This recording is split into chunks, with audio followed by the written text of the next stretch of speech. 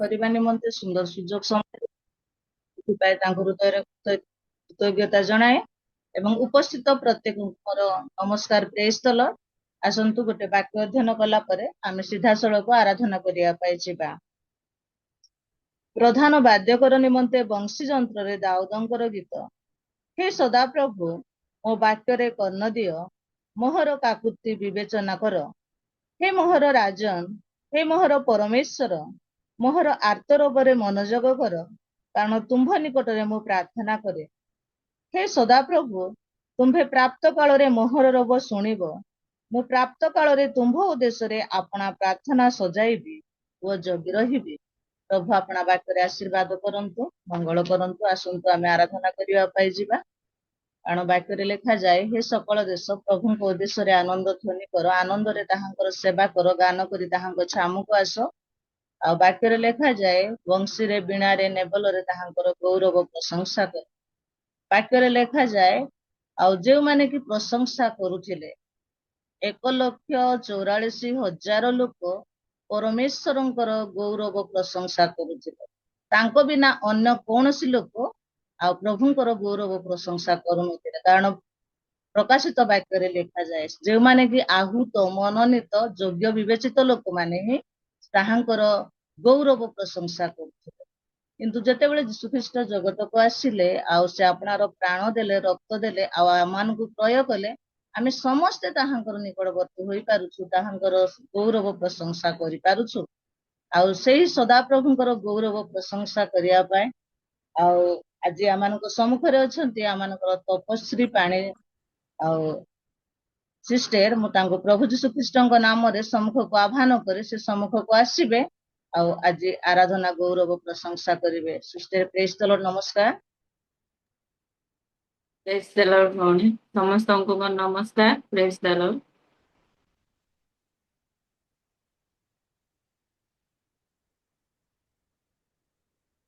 ଆଉ ପ୍ରଥମେ ଆମମାନଙ୍କର ମହାନ ପରମେଶ୍ୱରଙ୍କର ନାମ ଧନ୍ୟବାଦ ହଉ। ଆଉ ମତେ ଆଜି ତାଙ୍କର ଉଦ୍ଦେଶ୍ୟରେ ପ୍ରଶଂସା କରିବା ନିମନ୍ତେ ସୁଯୋଗ ଦେଇଥିବାରୁ ଫାର୍ଷ୍ଟ ଆଜ୍ଞା ମୋର ବହୁତ ବହୁତ ଧନ୍ୟବାଦ। ଆସନ୍ତୁ ଆମମାନେ ଗୀତ ଗାଇ ପରମେଶ୍ୱରଙ୍କୁ ପ୍ରଶଂସା କରିବା।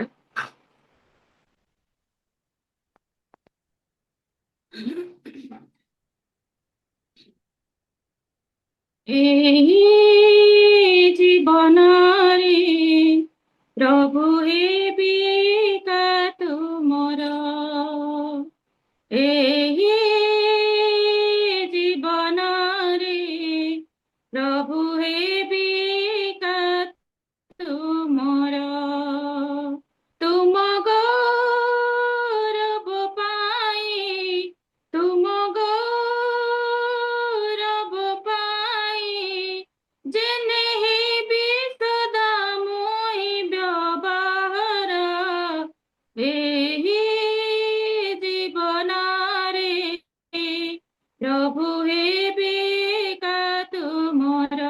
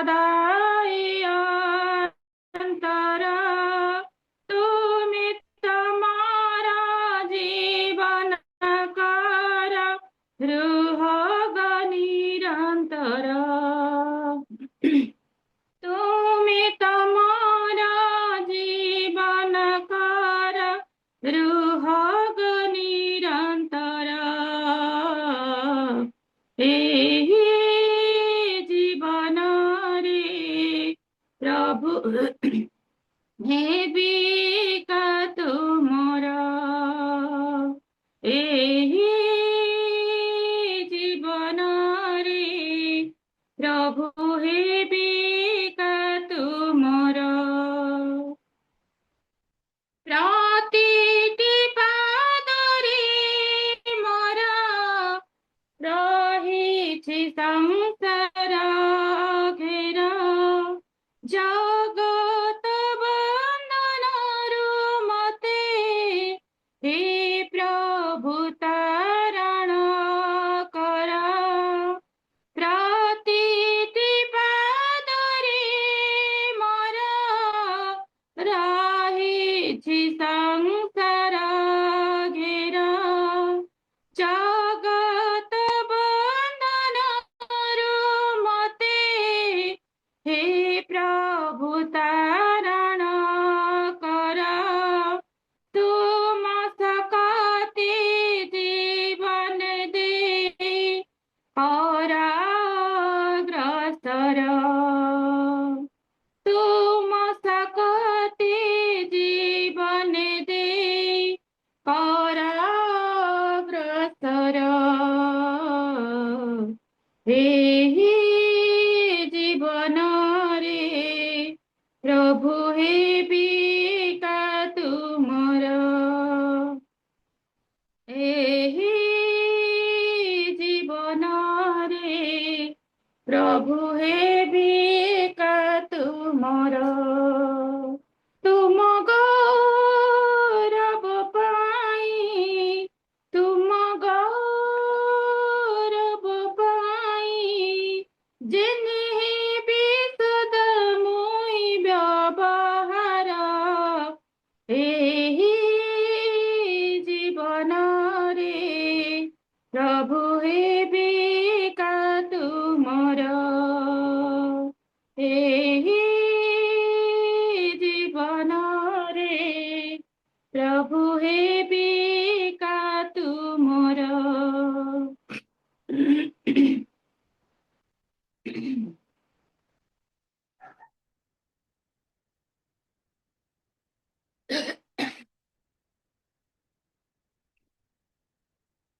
ପ୍ରାର୍ଥନା କଲୁନି ଯୀଶୁ ମହାପ୍ରଭୁ ସରଗ ବାଟି ନିଆ ବୋଲେ আমকে হে প্রভু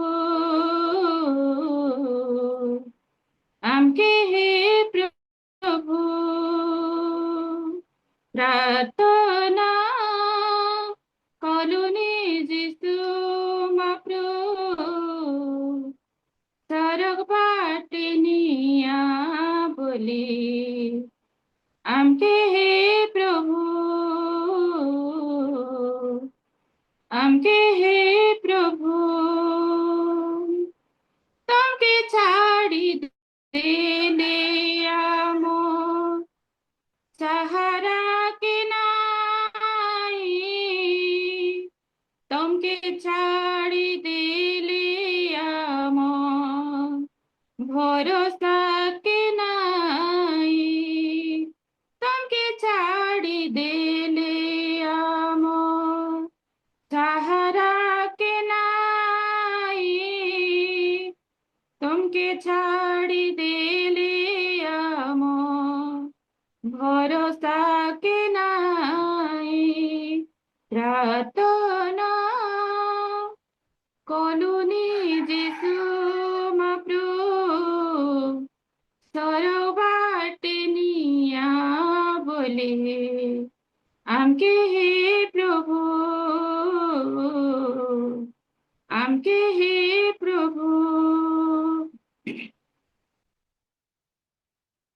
আইলানি জীবনে আমো কেতে দুঃখ কষ্ট তুমি আমকে ছাড়ি দিলে হই জীবন নষ্ট আহিলানি জীবনে আমার কেতে দুঃখ কষ্ট তুমি আমকে ছাড়ি দে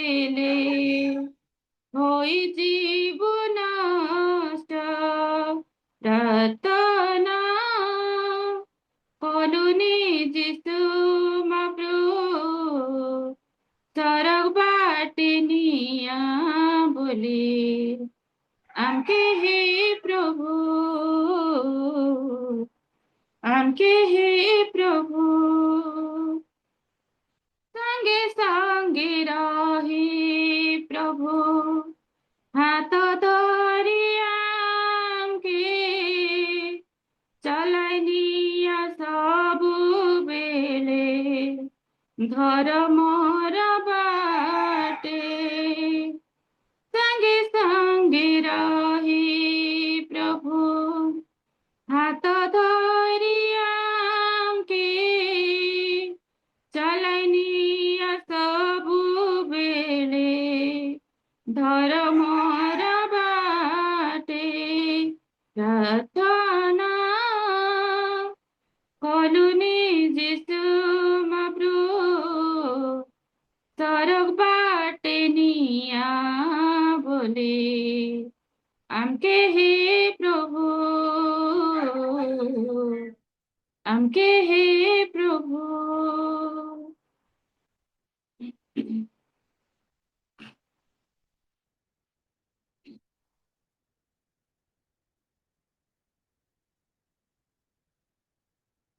अंधकार घेरा धरारे मुक्ति दीप जलाइबा ग्रामरे नगरे गिरी कंदरारे जालिबा लज्जित नहिबा अंधकार घेरा धरारे मरु मरीचिका जगते तृषित पुराण रहिते जीवनर झर झरुछि क्रुशरे क्लाন্ত जनता सरे मरु मरीचिका जगते तृषित पुराण रहिते जीवनर झर झरुछि क्रुशरे क्लाন্ত जनता सरे अंधकार घेरा धरारे मुक्ति दीप जलाइबा ग्रामरे नगरे गिरी कंदरारे ग्रामरे नगरे गिरी कंदरारे जालिबा लज्जित नहिबा अंधकार घेरा धरारे शुणी ना हो किसे आदेश जाओ समस्त जाति पस कुह मुक्ति अछि जिसुଙ୍କ पासरे न रखिल जा मନରେ शुणी ना हो किसे आदेश जाओ समस्त जाति पास कुह मुक्ति अछि जिसुଙ୍କ पासरे न रखिल जा मନରେ अंधकार घेरा धरारे मुक्ति दीप जलाइबा ग्रामरे नगरे गिरी कंदरारे ग्रामरे नगरे गिरी कंदरारे जालिबा लज्जित नहिबा अंधकार घेरा धरारे धन्यवाद।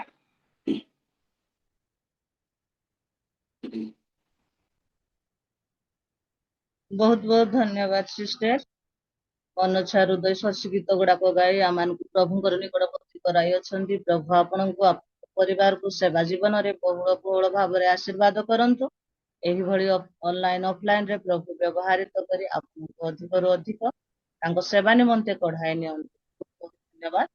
आसंतु ଆମେ प्रार्थना କରିବା ପୂର୍ବରୁ ଆମେ ବିଜ୍ଞାପନ ଶୁଣିବା ପାଇଁ ଯିବା ମାନଙ୍କୁ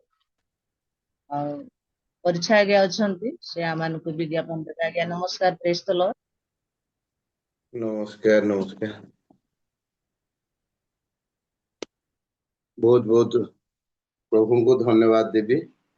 ଆଉ ପ୍ରଭୁ ଅନୁଗ୍ରହ କରି ଆଜି ଏ ଶୁଭ ପ୍ରଭାତ ଦେଖିବା ପାଇଁ ଦେଲେ ଏବଂ ତପସ୍ୱୀ ପାଣିଙ୍କ ମାଧ୍ୟମରେ ଏ ସୁନ୍ଦର ଆରାଧନା ଆମେ ପାଇଅଛୁ।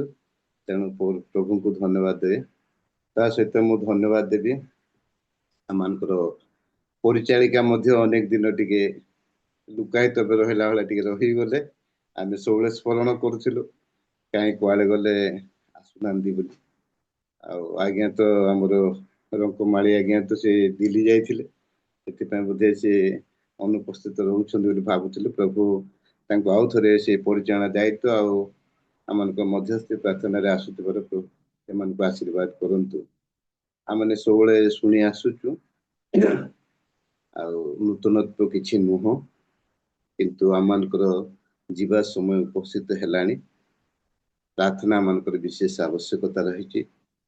ଯେଉଁମାନଙ୍କର ଏ ପର୍ଯ୍ୟନ୍ତ ୱେଟିଂରେ ଅଛି କି ଆରଏସିରେ ଅଛି, ସେଥି ନିମନ୍ତେ ବିଶେଷ ବିଶେଷ ପ୍ରାର୍ଥନା କରନ୍ତୁ। ଆମମାନଙ୍କର ସମସ୍ତଙ୍କର ଯେ ପ୍ରକାର ଯାତ୍ରା ମଙ୍ଗଳମୟ ହେବ, ପ୍ରଭୁଙ୍କର ଗୌରବାର୍ଥେ ସେଠି ଏକତ୍ରିତ ହେଇପାରିବା ଆଉ ପ୍ରଭୁଙ୍କର ଗୌରବ ପ୍ରଶଂସା ହେବ। ଆଉ କାଲି ମଧ୍ୟ ଆମମାନଙ୍କର ବକ୍ତା ମାନେ ଟିକେ ଏପଟ ସେପଟ ହେଇଥିଲା, କଣ ଆସିବେ କି ନାହିଁ କି ବୋଲି ଗୋଟେ ସନ୍ଦେହ ଥିଲା। କିନ୍ତୁ ସେମାନେ କାଲି ଫୋନ କରିଥିଲେ, କୋଚକୁ ଫୋନ କରିଥିଲେ, ମତେ ବି ଫୋନ କରିଥିଲେ, ଆଜ୍ଞା ଆମେ ଯିବୁ ବୋଲିକି। ଦେଖ ପ୍ରାର୍ଥନା ଆମେ କରିବା, ପ୍ରଭୁ ସେଇଠି କାହାକୁ ଯୋଗଉଛନ୍ତି। ମୋବାଇଲ ମଧ୍ୟ ଅନେକ 2-3 ଜଣ ଅଛନ୍ତି, ସେମାନଙ୍କ ସହିତ ଯୋଗାଯୋଗ ଏ ପର୍ଯ୍ୟନ୍ତ ହେଇପାରି ନାହିଁ। ଆଉ ଆମେ ସେମାନଙ୍କ ସହିତ ଯୋଗାଯୋଗ କରିବୁ। ମେସେଜ ସେଠି ମଧ୍ୟ ସେଠି ଯୋଉ ଅଛନ୍ତି ଆମର ଯୋଉମାନେ କି ପ୍ରଫେସର ଅଛନ୍ତି ଅନେକ ବାଇବଲ କଲେଜରେ, ଆମ ଗଜପତି ପିଲାମାନେ, ସେମାନଙ୍କ ସହିତ ମଧ୍ୟ ଆମେ ଯୋଗାଯୋଗ କରିବୁ। ଆଉ ସେମାନେ ମଧ୍ୟ ମେସେଜ ଦେବା ପାଇଁ ଆମେ ଚେଷ୍ଟା କରୁଛୁ। ପ୍ରଭୁ ଯେ ପ୍ରକାର ସେମାନେ ମଧ୍ୟ ଆମ ସହିତ ଯୋଗାଯୋଗ ହେଇପାରିବେ ଏବଂ ଆସି ଯୋଗ ଦେଇକି ଆମମାନଙ୍କୁ ବାକ୍ୟ ଦେଇକି ଉତ୍ସାହିତ କରିବେ, ସେଥି ନିମନ୍ତେ ମଧ୍ୟ ଚେଷ୍ଟା ଚାଲିଛି। ତା ସହିତ ଆମମାନଙ୍କର ଗୋଟେ ଡେଡ ଲାଇନ ଥିଲା 10 ତାରିଖ। 10 ତାରିଖ ସୁଦ୍ଧା ସମସ୍ତେ 3,000 ଟଙ୍କା ଲେଖି ଦେବା ପାଇଁ, ଆଉ ଯୋଉମାନେ ଏପର୍ଯ୍ୟନ୍ତ 3,000 ଲେଖି ଦେଇ ପାରିନାହାନ୍ତି ସେମାନେ ଚେଷ୍ଟା କରିବେ ଦେବା ପାଇଁ। ତାପରେ ସହିତ 31 ତାରିଖ ସୁଦ୍ଧା ଆଉ 1,300 ଟଙ୍କା ଲେଖି 4,300 ଟଙ୍କା ଆମର ଧାର୍ଯ୍ୟ। ଆଉ 300 ଟଙ୍କା ଅଧିକା କାହିଁକି, ମାନେ 300 ଟଙ୍କା ଆମେ 800 ଟଙ୍କା ଦେଇକି ଛତ୍ରପତି ଶିବାଜୀ ଏସି ଟର୍ମିନାଲ ରେ ଆମେ ବାହାରେ କୋଉଠି ରହିବା ପାଇଁ କରିନୁ। 11 ତାରିଖଟା ସେଇ ଷ୍ଟେସନରେ ରହିବା, ସମସ୍ତେ ଗୋଟେ ଏସି ରୁମ ସବୁ ନିଆ ହେଇଛି ଆଉ ସେଇଠି ରହିବା। ସେଥି ନିମନ୍ତେ ଆଉ ଏକ୍ସଟ୍ରା 300 ଟଙ୍କା ଅଧିକା ପଡୁଛି, ତେଣୁ 4,300 ଧାର୍ଯ୍ୟ କରାଗଲା। ତେଣୁ ଆଉ 1,300 ଟଙ୍କା ଏଇ ମାସ ଶେଷ ସୁଦ୍ଧା ଦେଇକି ବାହାରିବା ପାଇଁ ଚେଷ୍ଟା କରନ୍ତୁ।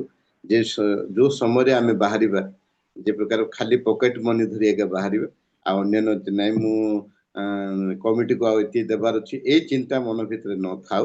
ସେଥି ନିମନ୍ତେ ଆମେ ବିଜ୍ଞାପନ ମାଧ୍ୟମରେ ଜଣାଉଛୁ। ଆଉ ସ୍ୱତନ୍ତ୍ର ଭାବେ ପ୍ରାର୍ଥନା କରନ୍ତୁ, ପାରିବାରିକ ଭାବେ ପ୍ରାର୍ଥନା କରନ୍ତୁ, ମଣ୍ଡଳୀ ମଧ୍ୟ ଜଣାନ୍ତୁ ଯେ ଆମେ ମୁମ୍ବାଇ ଯିବା ପାଇଁ ପ୍ରସ୍ତୁତ ହଉଛୁ। ଆମମାନଙ୍କ ଯାତ୍ରା ପଥରେ ଯେ ପ୍ରକାର କୁଶଳ ହଉ, ସେଥି ନିମନ୍ତେ ବୋଲି ପ୍ରାର୍ଥନା ସହିତ ମଣ୍ଡଳୀକୁ ମଧ୍ୟ ଜଣାନ୍ତୁ।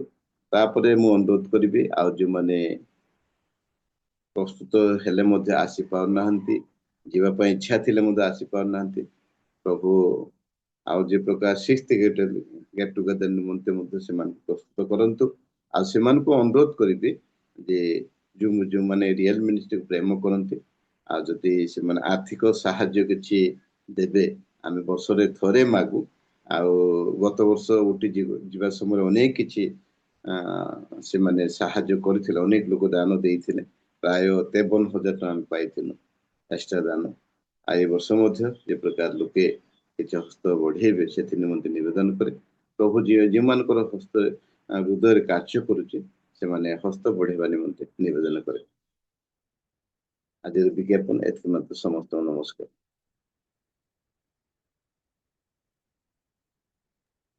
ଧନ୍ୟବାଦ ଆଜ୍ଞା। ପଞ୍ଚମ ଦେଇ ଅଛନ୍ତି, ସମସ୍ତେ ଶୁଣିଛୁ। ସେଥି ନିମନ୍ତେ ଆମେ ପ୍ରତି ଅବସ୍ଥାରେ ପ୍ରାର୍ଥନା କରିବା। ଏବେ ଜୁମ ରେ ଯେ ପ୍ରାର୍ଥନା କରିବା ତାହା ନୁହଁ, ନିଜ ନିଜ ଗୃହରେ ମଧ୍ୟ ଆମେ ପ୍ରାର୍ଥନା କରିବା। ଆଉ ଏ ସମୟରେ ଆରାଧନା କରିଗଲେ ଆମମାନଙ୍କର ତପସ୍ୱୀ ପାଣି ସିଷ୍ଟର ତାଙ୍କ ପାଇଁ, ତାଙ୍କ ପରିବାର ପାଇଁ ସେବା କାର୍ଯ୍ୟ ନିମନ୍ତେ ପ୍ରାର୍ଥନା କରିବା ବାଟ ନେଇ ଆସୁଛନ୍ତି ଆମମାନଙ୍କର ବାଳକ କାର୍ଯ୍ୟ ଆଜ୍ଞା। ତାଙ୍କ ପାଇଁ, ତାଙ୍କର ସେବା କାର୍ଯ୍ୟ ଯୋଉ ବାକ୍ୟ ସେ କହିବେ ସେ ବାକ୍ୟ ଯେପରି ହୃଦୟରେ ରଖି ତଦନୁସାରେ ଜୀବନ କାଟିବା, ସେଥିପାଇଁ ମଧ୍ୟ ଆମେ ପ୍ରାର୍ଥନା କରିବା। ଆମମାନଙ୍କର ପୋଷ୍ଟକ ପରିବାର ପାଇଁ ମଧ୍ୟ ଆମେ ପ୍ରାର୍ଥନା କରିବା ପାଇଁ ଯିବା। ଆମମାନଙ୍କର ସୁନା ଦିଦି ଅଛନ୍ତି, ପ୍ରେଜ୍ ଦ ଲର୍ଡ ଦିଦି। ହେମଲତା ସୁନା ଦିଦି, ପ୍ରେଜ୍ ଦ ଲର୍ଡ। Praise the Lord. ଦିଦି ଶୁଣିପାରିଲେ? ହଁ। ପ୍ରାର୍ଥନା ସମସ୍ତଙ୍କୁ ପ୍ରେଜ୍ the Lord. ନମସ୍କାର, ଆସନ୍ତୁ ପ୍ରାର୍ଥନା କରିବା। ଧନ୍ୟବାଦ, ପ୍ରଶଂସା, ଗୌରବ, ସମ୍ଭ୍ରମ ତୁମର ହଉ ପ୍ରଭୁ। ତୁମେ ଦୟା କଲ, ଅନୁଗ୍ରହ କଲ ବାପା, ଏଇ ସୁନ୍ଦର କ୍ଷମ ଆମମାନଙ୍କୁ ଦେଖିବା ପାଇଁ ସୁଯୋଗ ଦେଲ, ସେଥିପାଇଁ ଧନ୍ୟବାଦ ଦେଉଛି ପ୍ରଭୁ। ଏଇ ଦିନ ଅନେକଙ୍କ ନିମନ୍ତେ ପ୍ରଭୁ ଏଇ ସୁଯୋଗ ଆଣି ଦେଇନାହିଁ, କିନ୍ତୁ ତୁମେ ଆମମାନଙ୍କୁ ଅନୁଗ୍ରହ କଲ, ଜୀବିତ ମାନଙ୍କ ମଧ୍ୟରେ ସ୍ଥାନ ଦେଲ, ସେଥିପାଇଁ ଧନ୍ୟବାଦ ଦେଉଛି। ହେ ମଙ୍ଗଳମୟ ସଦା ପ୍ରଭୁ, ଆଜି ଦିବସର ଆରମ୍ଭରୁ ଶେଷ ପର୍ଯ୍ୟନ୍ତ ସହବର୍ତ୍ତୀ ଈଶ୍ୱର ହେବା ସଙ୍ଗେ ସଙ୍ଗେ ରିଏଲ ମିନିଷ୍ଟ୍ର ତୁମେ ସହବର୍ତ୍ତୀ ଈଶ୍ୱର ହୁଅ ପ୍ରଭୁ। ଆରମ୍ଭରୁ ଶେଷ ପର୍ଯ୍ୟନ୍ତ ଆଜିର ସମସ୍ତ ସଭା କାର୍ଯ୍ୟରେ ତୁମର ଉପସ୍ଥିତି ପ୍ରଦାନ କରିଛ, ସେଥିପାଇଁ ଧନ୍ୟବାଦ ଦେଉଛି ବାପା। ଯେତେବେଳେ ପ୍ରାର୍ଥନା କରୁଛି ପ୍ରଭୁ, ତୁମରି ପ୍ରିୟ ଦାସୀ ଆରାଧନା କରି ଯାଇଛନ୍ତି, ତୁମେ ତାଙ୍କୁ ଅନୁଗ୍ରହ କର, ଦୟା କର, ସେ ପରିବାରର ତୁମେ ମଙ୍ଗଳ କର, ତାଙ୍କ ଦ୍ୱାରା ତୁମେ ଆହୁରି ଗୌରବାନ୍ୱିତ ପ୍ରଶଂସନିତ ହୁଅ ପ୍ରଭୁ, ଦୟା କର। ପ୍ରାର୍ଥନା କରୁଛି ପ୍ରଭୁ ହୋଷ୍ଟ ଭାଇଙ୍କ ପରିବାର ପାଇଁ, ସେ ପରିବାରର ତୁମେ ମଙ୍ଗଳ କର, ସେମାନଙ୍କର ଯେଉଁ ଆପ୍ରାଣ ପ୍ରୟାସ ଚାଲିଛି ପ୍ରଭୁ ତୁମରି ରାଜ୍ୟ ବୃଦ୍ଧି ପାଇଁ, ତୁମରି ସେବା ନିମନ୍ତେ ପ୍ରଭୁ ତୁମେ ସେମାନଙ୍କର ସମସ୍ତ ଆଶା ଆକାଂକ୍ଷା ପୂର୍ଣ୍ଣ କରି ତୁମେ ସେମାନଙ୍କୁ ଆଶୀର୍ବାଦ କର, ସେମାନଙ୍କୁ ସୁସ୍ଥ ସ୍ୱାସ୍ଥ୍ୟ ଦେଇ ତୁମରି ଗୌରବ ନିମନ୍ତେ ବଞ୍ଚାଅ। ପ୍ରାର୍ଥନା କରୁଛି ପ୍ରଭୁ ବର୍ତ୍ତମାନ ପରିଚାଳନା ଦାୟିତ୍ୱରେ ତୁମରି ପ୍ରିୟ ଦାସୀ ଅଛନ୍ତି ମୋହିନୀ ଭଉଣୀ, ତୁମେ ତାଙ୍କୁ ଆଶୀର୍ବାଦ କର, ସୁସ୍ଥ ସ୍ୱାସ୍ଥ୍ୟ ଦେଇ ପ୍ରଭୁ ତୁମରି ରାଜ୍ୟ କାର୍ଯ୍ୟ ନିମନ୍ତେ ତୁମେ ତାଙ୍କୁ ବ୍ୟବହାର କରି ଗୌରବ ପାଅ, ପ୍ରଶଂସା ପାଅ ପ୍ରଭୁ। ପ୍ରାର୍ଥନା କରୁଛି ଆଜି ପ୍ରାର୍ଥନା ଯୋଦ୍ଧା ଭାଇ ଭଉଣୀ ମାନେ ଯେତେ ଜଣ ପ୍ରାର୍ଥନାରେ ନିବିଷ୍ଟ ଥିଲେ, ଯିଏ ରିଡିଂ କରୁଥିଲେ, ପ୍ରତ୍ୟେକଙ୍କୁ ତୁମେ ଆଶୀର୍ବାଦ କର, ଦୟା କର। ବର୍ତ୍ତମାନ ଆମେ ଆନାଉନ୍ସମେଣ୍ଟ ଶୁଣିଅଛୁ ପ୍ରଭୁ, ପ୍ରତ୍ୟେକ ବିଷୟ ଉପରେ ତୁମର ଆଶୀର୍ବାଦ ଢାଳ ପ୍ରଭୁ। ସେ ସ୍ଥାନକୁ ଯିବା ଆସିବା କରୁଥିବା ପ୍ରତ୍ୟେକଙ୍କର ତୁମେ ସହବର୍ତ୍ତୀ ଈଶ୍ୱର ହୁଅ, ସୁସ୍ଥ ସ୍ୱାସ୍ଥ୍ୟ ଦିଅ, ସର୍ବକୁଶଳରେ ଯାଇ କୁଶଳରେ ଫେରି ତୁମରି ଗୌରବ ପ୍ରଶଂସା କରିବେ ସାହାଯ୍ୟ କର। ଯାହା ଆବଶ୍ୟକତା ଅଛି ସମସ୍ତ ବିଷୟ ତୁମେ ଯୋଗାଅ, ଜନିତ ସମସ୍ତ ମଙ୍ଗଳରୁ ରକ୍ଷା କର, ସମସ୍ତେ ଯେପରି ପ୍ରଭୁ କୁଶଳ ଯାତ୍ରା କରିବେ ଆଉ ତୁମର ଗୌରବ ପ୍ରଶଂସା କରିବେ, ସେ ସ୍ଥାନରେ ପ୍ରଭୁ ତୁମର ଧନ୍ୟବାଦ ପ୍ରଶଂସା କରାଯିବ, ସାହାଯ୍ୟ କର, ଦୟା କର।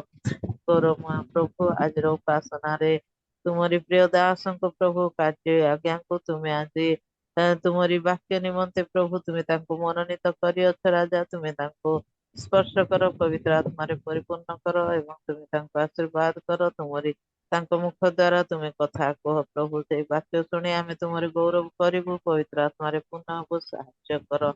ଆଜିର ଏହି ଉପାସନାର ସମସ୍ତ ଦାୟିତ୍ୱ ତୁମେ ପରିଚାଳନା କରି ପ୍ରଭୁ ତୁମେ ଗୌରବାନ୍ୱିତ ପ୍ରଶଂସନିତ ହୁଅ।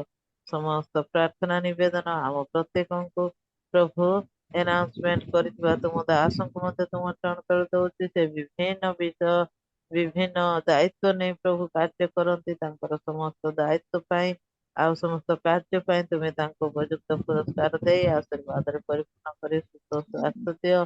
ସମସ୍ତ ପ୍ରାର୍ଥନା ଶୁଣିଲ ବାପା, ଧନ୍ୟବାଦ ଏଇ ଯୀଶୁଙ୍କ ନାମରେ ମାଗୁଛି, ଆମେନ୍। ବହୁତ ବହୁତ ଧନ୍ୟବାଦ। ବୋଝର ସହିତ ସମସ୍ତ ବିଷୟ ପ୍ରାର୍ଥନା କରିଅଛନ୍ତି, ପ୍ରଭୁ ଆପଣଙ୍କୁ ଆପଣଙ୍କ ପରିବାରକୁ ସେବା ଜୀବନରେ ମଧ୍ୟ ଆଶୀର୍ବାଦ କରନ୍ତୁ। ଆସନ୍ତୁ ଆମେ ମୁଖ୍ୟ ବିଷୟକୁ ଆସି ଯାଇଛୁ, ଯେଉଁ ବାକ୍ୟରେ କି ଜୀବନ ଅଛି, ଯେଉଁ ବାକ୍ୟରେ କି ଅନନ୍ତ ଜୀବନ ଅଛି, ଯେଉଁ ବାକ୍ୟ କି ମଧୁ ମଧୁ ଚାପ ଠାରୁ ସୁମିଷ୍ଟ, ଆଉ ଯେଉଁ ବାକ୍ୟ କି ଆମ ଚରଣ ପାଇ ପ୍ରଦୀପ, ଆମମାନଙ୍କର ପଥ ପାଇ ଆଲୁଅ ଅଟେ। କାରଣ ବାକ୍ୟରେ ଲେଖାଯାଏ ମନୁଷ୍ୟ ରୁଟିରେ ବଞ୍ଚିବ ନାହିଁ, ଈଶ୍ୱରଙ୍କର ମୁଖ ନିର୍ଗତ ପ୍ରତ୍ୟେକ ବାକ୍ୟରେ ବଞ୍ଚିବ। ଆଉ ସେହି ବାକ୍ୟ ଆମେ ଶୁଣିବା ପାଇଁ ଯିବା।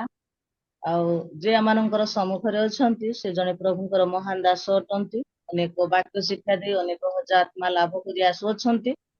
ଆଉ ପ୍ରଭୁ ତାଙ୍କୁ ସେଇଭଳି ଶକ୍ତି ଦେଇଛନ୍ତି ପ୍ରଭୁଙ୍କର ବାକ୍ୟ କହିବା ନିମନ୍ତେ, ଏବଂ ଅନେକ ଅନଲାଇନ ଅଫଲାଇନରେ शिक्षा परामर्श दे आसुअछंती आ मु तांको आह्वान करबा पूर्वरु आ गोटे वाक्य अध्ययन करिबी तापरे आमे प्रभुंकर दासों को आह्वान करबा पाई जिबा। कारण ईश्वरଙ୍କ वाक्य जीवंत ओ कार्य साधक पुଣି द्विधार खड्ग ଠାରୁ ତୀକ୍ଷ୍ଣତର ଆଉ ପ୍ରାଣ ଓ ଆତ୍ମା ଗ୍ରନ୍ଥି ଓ ମଜାର ବିଚ୍ଛେଦ ପର୍ଯ୍ୟନ୍ତ ପରିଭେଦକ ଏବଂ ହୃଦୟର ଚିନ୍ତା ଓ ଭାବର ସୂକ୍ଷ୍ମ ବିଚାରକ ଅଟେ। ପ୍ରଭୁ ଆପଣା ବାକ୍ୟରେ ଆଶୀର୍ବାଦ କରନ୍ତୁ।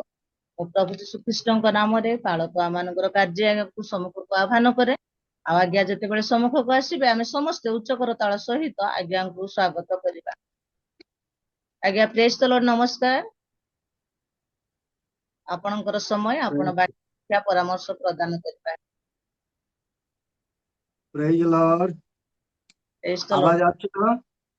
ଆଜ୍ଞା ପ୍ରଭୁଙ୍କର ମହାନାମର ଧନ୍ୟ ହେଉ। ଆଜିର ଏଇ ପ୍ରଭାତ ସମୟରେ ରିଏଲ ମିନିଷ୍ଟ୍ରି ଅଫ ଇଣ୍ଡିଆ ତରଫରୁ ଯୋଉ ଜୁମ୍ ମିଟିଂ ପରିଚାଳିତ ହୋଇ ଆସୁଅଛି, এই ପ୍ରଭାତ ସମୟରେ ଆପଣମାନଙ୍କ ସହିତ ପ୍ରଭୁ ମୋତେ ସୁନ୍ଦର ସମୟ ଏବଂ ସୁଯୋଗ ଦେଇଥିବା ହେତୁ ପ୍ରଥମରେ ପିତା ପରମେଶ୍ୱର, ପୁତ୍ର ପରମେଶ୍ୱର ଆଉ ପବିତ୍ର ଆତ୍ମା ପରମେଶ୍ୱରଙ୍କର ଗୌରବ ସ୍ତୁତି ବନ୍ଦନା କରୁ କରୁ ଏହି ରିଏଲ ମିନିଷ୍ଟ୍ରି ଅଫ ଇଣ୍ଡିଆର ପରିଚାଳକ ଆମର କର ଭାଇଙ୍କୁ, ତାଙ୍କ ପରିବାରକୁ ମୁଁ କୃତଜ୍ଞତା ଜଣାଏ। ଅନେକ ଦିନ ପରେ ଆଜି ପୁଣି ମୋତେ ସ୍ମରଣକୁ ଆଣିଲେ ଆଉ ଆପଣମାନଙ୍କ ସହିତ ଏହି ସହଭାଗିତାକୁ ଆସିବା ପାଇଁ ମୋତେ ସୁଯୋଗ ମିଳିଛି। ଏଥିପାଇଁ ତାଙ୍କୁ, ତାଙ୍କର ପରିବାରକୁ, ପୁଣି ତାଙ୍କର ସେବା ଜୀବନକୁ ତୁମ ପ୍ରଭୁଙ୍କର ହସ୍ତରେ ଦେଉଛି।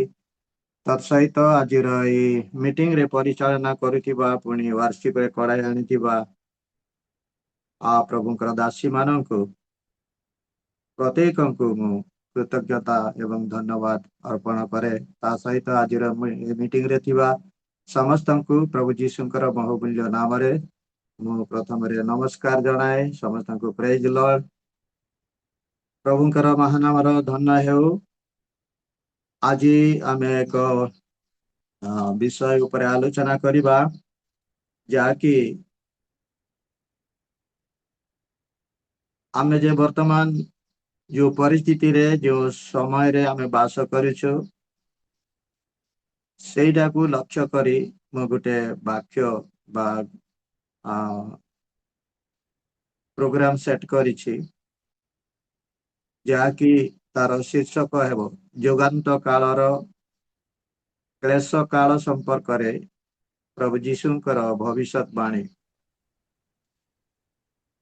ଆଉ ଏହି ଶୀର୍ଷକକୁ ଆଧାର କରି ଆମେ ମାଥ୍ୟୁ ଲିଖିତ ସୁସମାଚାର ତାର 24 ଅଧ୍ୟାୟ 4 ପଦ ଠାରୁ 9 ପଦ ପୁଣି 21 ପଦ, ଏ ଦୁଇଟା ଅଂଶ ଆମେ ପ୍ରଥମରେ ପଠନ କରିବା। ତାପରେ ତାଇ ଉପରେ ଆମେ ପ୍ରଭୁଙ୍କର ବାକ୍ୟ ଏତେବେଳେ ଧ୍ୟାନ କରିବାକୁ ଯିବା। ଯଦି କେହି ପରିବାରରେ ସାହାଯ୍ୟ କରିବା ପାଇଁ ଅଛନ୍ତି ତାହେଲେ ପଢି ଶୁଣାଇବେ। ସେଥିରେ ଯୀଶୁ ସେମାନଙ୍କୁ ଉତ୍ତର ଦେଲେ, ସାବଧାନ, କେହି ଯେପରି ତୁମ୍ଭମାନଙ୍କୁ ଭ୍ରାନ୍ତ ନ କରେ।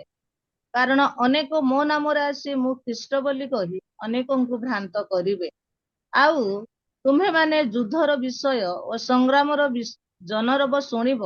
ସାବଧାନ, ବ୍ୟାକୁଳ ହୁଅ ନାହିଁ, କାରଣ ଏହି ସମସ୍ତ ଅବଶ୍ୟ ଘଟିବ, କିନ୍ତୁ ସେହି କାଳ ଯୁଗାନ୍ତ ନୁହେଁ। କାରଣ ଜାତି ବିପକ୍ଷରେ ଜାତି ଓ ରାଜ୍ୟ ବିପକ୍ଷରେ ରାଜ୍ୟ ଉଠିବ, ପୁଣି ସ୍ଥାନେ ସ୍ଥାନେ ଦୁର୍ଭିକ୍ଷ ଓ ଭୂମିକମ୍ପ ହେବ। କିନ୍ତୁ ଏହି ସମସ୍ତ ପ୍ରସବ ବେଦନାର ଆରମ୍ଭ ମାତ୍ର। ସେହି ସମୟରେ ଲୋକେ ତୁମ୍ଭମାନଙ୍କୁ କ୍ଲେଶ ଭୋଗ କରିବା ନିମନ୍ତେ ସମର୍ପଣ କରିବେ ଓ ତୁମ୍ଭମାନଙ୍କୁ ବଧ କରିବେ। ଆଉ ମୋହର ନାମ ସକାଶେ ତୁମ୍ଭେମାନେ ସମସ୍ତ ଜାତିଙ୍କ ଦ୍ୱାରା ଘୃଣିତ ହେବ। 21 ପଦ, କାରଣ ସେତେବେଳେ ଏପରି ମହାକ୍ଲେଶ ଘଟିବ ଯେ ଜଗତର ଆରମ୍ଭରୁ ଆଜି ପର୍ଯ୍ୟନ୍ତ ଘଟି ନାହିଁ, ପୁଣି କେବେ ଘଟିବ ନାହିଁ। ଧନ୍ୟବାଦ। ଆସନ୍ତୁ ଆମେ ପ୍ରଭୁଙ୍କର ବାକ୍ୟ ଧ୍ୟାନ କରିବା ପୂର୍ବରୁ ସଂକ୍ଷିପ୍ତ ପ୍ରାର୍ଥନା କରିବା। ପବିତ୍ର ପିତା, ପରମ ମଙ୍ଗଳ, ପରମ ଦୟାଳୁ, ମହାନୁଗ୍ରହକାରୀ, କରୁଣାମୟ, ପ୍ରେମମୟ ଯୀଶୁ, ମୁଁ ତୁମର ଧନ୍ୟବାଦ କରୁଛି, ତୁମର ପ୍ରଶଂସା ଗର୍ବ କରୁଛି, କାରଣ ତୁମେ ଦୟା ଅନୁଗ୍ରହ କରି ଏଇ ଦୁର୍ଦିନ କାଳରେ, ସଂକଟ କାଳରେ ଆମମାନଙ୍କୁ ଏପର୍ଯ୍ୟନ୍ତ ଶାରୀରିକ, ଆତ୍ମିକ, ମାନସିକ ସ୍ତରରେ ଆମର ଯତ୍ନ ତତ୍ତ୍ୱ ନେଇ এই ଜଗତ ମଧ୍ୟରେ ଏପର୍ଯ୍ୟନ୍ତ ଆମମାନଙ୍କୁ ଜୀବିତ ମାନଙ୍କ ମଧ୍ୟରେ ରଖିବା ସଙ୍ଗେ ସଙ୍ଗେ ଏହି ସମୟରେ ଏହି ଜୁମ୍ ମିଟିଂ ମାଧ୍ୟମରେ ତୁମର ବାକ୍ୟ ଚର୍ଚ୍ଚା କରିବା ପାଇଁ ଆମମାନଙ୍କୁ ସୁନ୍ଦର ସମୟ ସୁଯୋଗ ଦେଲ। ଏଥିପାଇଁ ମୁଁ ତୁମର ଧନ୍ୟବାଦ ପ୍ରଶଂସା ଗର୍ବ କରୁ କରୁ ନିଜକୁ ତୁମରି ପବିତ୍ର ଚରଣ ତଳେ ସମର୍ପିତ କରୁଛି। ପୁଣି ଯେଉଁ ବାକ୍ୟାଂଶ ଦେଇ ତୁମର ବାକ୍ୟ ଧ୍ୟାନ କରିବା ପାଇଁ ମୁଁ ମନସ୍ଥ କରିଅଛି, ସେ ବାକ୍ୟକୁ ତୁମର ହସ୍ତରେ ଦେଇ ନିବେଦନ କରୁଛି। ଆଉ ତୁମେ ସ୍ପର୍ଶ କରି ସିଦ୍ଧ ହେବାକୁ ଦିଅ, ଆମକୁ ତୁମେ କଥା କୁହ ଏବଂ এই ଦିନମାନଙ୍କରେ ତୁମରି ଆଗମନର ପ୍ରତୀକ୍ଷାରେ ରହି ତୁମରି ରାଜ୍ୟ ଧାର୍ମିକତାର ପଥରେ ଅଗ୍ରସର ହେବା ପାଇଁ ତୁମେ ଆମକୁ ଦୟା ଅନୁଗ୍ରହ କର। ଗୌରବ ମହିମା ତୁମରି ହଉ ବୋଲି ଯୀଶୁଙ୍କ ନାମରେ ମାଗୁଛି, ଆମେନ୍।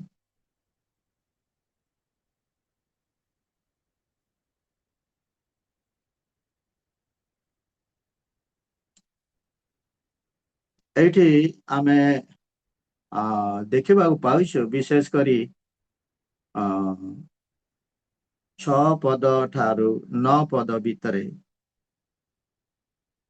ପ୍ରଭୁ ଯୀଶୁ ଯୁଗାନ୍ତ କାଳ ସମ୍ପର୍କରେ ଗୋଟେ ସୂଚନା ଦେଉଛନ୍ତି। এই ସୂଚନା ଦେବାର ପ୍ରକ୍ରିୟାଟା କେମିତି ନା, ଆମେ ଦେଖିବାକୁ ପାଉଛୁ 1 ପଦ ଠାରୁ 3 ପଦ ମଧ୍ୟରେ ଶିଷ୍ୟମାନେ ଯୀଶୁଙ୍କୁ ପ୍ରଶ୍ନ କଲେ ଯେ ଯୁଗାନ୍ତ କାଳ କେବେ ହେବ ଏବଂ ଆପଣଙ୍କର ଆଗମନ କେମିତି ହବ, ଆଉ ସେଥିର କଣ ସବୁ ଚିହ୍ନ ରହିବ, ସେ ବିଷୟରେ ସେମାନେ ପ୍ରଶ୍ନ କରିଥିବାର ଆମେ ଦେଖିବାକୁ ପାଉଛୁ। ସେମାନଙ୍କର ଏହି ପ୍ରଶ୍ନର ଉତ୍ତର ଦେବାକୁ ଯାଇ ପ୍ରଭୁ ଯୀଶୁ ଏକ ଲମ୍ବା ଚଉଡ଼ା ଗୋଟେ ତାଲିକା ଦେଉଛନ୍ତି ଯେ ଯୁଗାନ୍ତ କେବେ ହେବ, କେମିତି ହେବ, ତାର ଚିହ୍ନ କଣ, ଆଉ ସେଥିରେ ତମର ପ୍ରସ୍ତୁତି କଣ, ଆଉ ଜଗତ ତୁମମାନଙ୍କୁ କଣ କରିବ, ସେ ସମସ୍ତ ବିଷୟରେ ସେ ଆଉ ପ୍ରକାଶ କରୁ କରୁ 21 ପଦରେ ଆମେ ଦେଖିବାକୁ ପାଉଛୁ, ଅର୍ଥାତ୍ 6, 7 ଆଉ 8, 9 ପଦରେ ଯୋଉ ଯୁଗାନ୍ତ କାଳର ଲକ୍ଷଣ କଥା କହୁଛନ୍ତି, ଏହି ଯୁଗାନ୍ତ କାଳର ଲକ୍ଷଣ ସହିତ 21 ପଦର କଥା ଟିକେ ଅଲଗା ଏବଂ ଏକ ଗୁରୁତ୍ୱପୂର୍ଣ୍ଣ ଭାବରେ କୁହାଯାଇଥିବାର ଆମେ ଦେଖିବାକୁ ପାଉଛୁ। କାରଣ 21 ପଦରେ ପ୍ରଭୁ ଯୀଶୁ କହୁଛନ୍ତି, ସେତେବେଳେ ଏପରି ମହାକ୍ଲେଶ ଘଟିବ ଯେ ଜଗତର ଆରମ୍ଭରୁ ଆଜି ପର୍ଯ୍ୟନ୍ତ ଘଟି ନାହିଁ। ତାହେଲେ ଆଉ ଏଇ ଯୋଉ 6 ପଦ ଠାରୁ 9 ପଦ ମଧ୍ୟରେ ଯୋଉ କ୍ଲେଶ କାଳ ବିଷୟରେ ପ୍ରଭୁ ଯୀଶୁ କହୁଛନ୍ତି, ସେଇ କ୍ଲେଶ କାଳ ସହିତ 21 ପଦର କ୍ଲେଶ କାଳ ଟିକେ ଭିନ୍ନ ଭାବରେ ଆମେ ଦେଖିବାକୁ ପାଉଛୁ। ଏ ହଉଛି ପ୍ରଥମ କଥା। ଆଉ ଦ୍ୱିତୀୟରେ ଆମେ ଦେଖିବାକୁ ପାଉଛୁ ଯେ 6 ପଦର ଶେଷ ଅଂଶରେ ଆମେ ଦେଖିବାକୁ ପାଉଛୁ, କାରଣ ଏହି ସମସ୍ତ ଅବଶ୍ୟ ଘଟିବ, କିନ୍ତୁ ସେହି କାଳ ଯୁଗାନ୍ତ ନୁହେଁ। ପ୍ରଭୁ ଯୀଶୁ ତାଙ୍କର ଶିଷ୍ୟମାନଙ୍କୁ ଏଇ କଥା କହିଲେ ଯେ ଏହି ସମସ୍ତ ଅବଶ୍ୟ ଘଟିବ, କିନ୍ତୁ ତାହା ଯୁଗାନ୍ତ କାଳ ନୁହଁ। ଯେତେବେଳେ ପ୍ରଭୁ ଯୀଶୁ ଖ୍ରୀଷ୍ଟ ଆପଣ ଶିଷ୍ୟମାନଙ୍କୁ ଏହି ଯୁଗାନ୍ତ କାଳ ସମ୍ପର୍କରେ ସୂଚନା ଦେଲେ, ସେ ସମୟରେ ହୁଏତ ମନେ ମନେ ଭାବିଥିବେ ଯେ ଆଉ ପ୍ରଭୁ ଯୀଶୁଙ୍କର ଏହି ବାକ୍ୟ ଅନୁସାରେ ବୋଧେ ଯୁଗାନ୍ତ କାଳ ଅତି ଶୀଘ୍ର ହେଇଯିବ। ଏଇଟା ନିଶ୍ଚିତ ଭାବରେ ଅନେକଙ୍କ ମନରେ ପ୍ରଶ୍ନ ଉଠିଥିବ। ଆଉ ଏଇଥିପାଇଁ ଏଠି ପ୍ରଭୁ ଯୀଶୁ କହୁଛନ୍ତି ଯେ এই সমস্ত অবশ্য ঘটিব, কিন্তু সেই কাଳ ଯୁଗାନ୍ତ ନୁହଁ। ଅର୍ଥାତ୍ ପ୍ରଭୁ ଯୀଶୁ ଖ୍ରୀଷ୍ଟ ଯୋଉ ସମୟରେ ଏ ଯୁଗାନ୍ତ କାଳ ସମ୍ପର୍କରେ କହିଥିଲେ, ସେହି ସମୟ ଠାରୁ ଆଜକୁ 2024 ସାଲ ଅତିବାହିତ ହୋଇଗଲା। ତଥାପି ଯୁଗାନ୍ତ କାଳ ଉପସ୍ଥିତ ହୋଇନାହିଁ।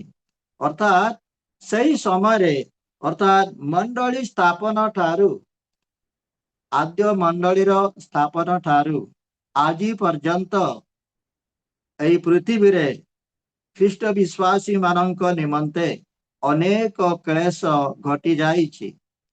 ଅନେକ ପ୍ରଭୁଙ୍କର ଦାସମାନେ ସାକ୍ଷମ ହୋଇଛନ୍ତି। ଅନେକଙ୍କୁ ହତ୍ୟା କରାଯାଇ ଅଛନ୍ତି। ତଥାପି ପ୍ରଭୁ ଯୀଶୁଙ୍କର ଏହି ବାକ୍ୟ ଅନୁସାରେ ଆଉ ସେଟାକୁ ମହାକ୍ଲେଶ ସମୟର କ୍ଲେଶ ବୋଲି କୁହାଯିବ ନାହିଁ।